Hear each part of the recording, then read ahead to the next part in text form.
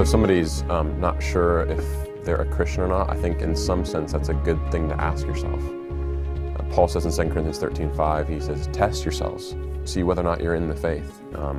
You look at John's first letter that he wrote, and he wrote that letter to help people gain the assurance of whether or not they are a follower of Christ or not. So if I was counseling somebody who was wondering whether or not they're a Christian, I would try to get to the root of who in that moment are they looking to save them? Where are they placing their hope in that moment? Is it in themselves and something they've done, a prayer that they've prayed? Is it in the past when they've walked down the aisle?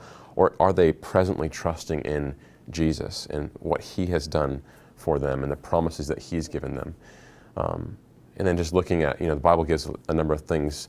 Jesus Himself says, you'll know a tree by its fruit. So, are they seeing evidence in their life that they're growing, that they're bearing the fruit of the Spirit? Think of Galatians 5, love, joy, peace, patience, kindness, goodness, gentleness, self-control. Do you see yourself progressively, even if it's slowly, but progressively growing in those qualities?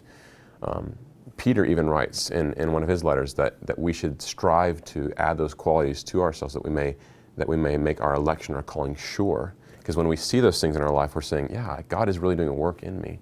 We also look at the people around us. One of the things about the benefits of a local church is that it gives us a context to love people that aren't always easy to love.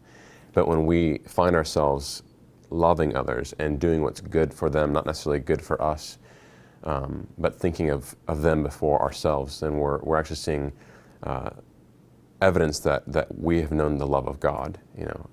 John, again, in his first letter says, this is love, not that we have loved God, but that God has loved us. And he's saying, out of God's love, we are filled up to then love those people around us. That's actually one of the marks of whether or not I'm a Christian. So I'd encourage them to examine that. And then just get them thinking, what do they actually believe about the gospel? And are they believing the true things about God that the Bible has said about who He is, what He's done?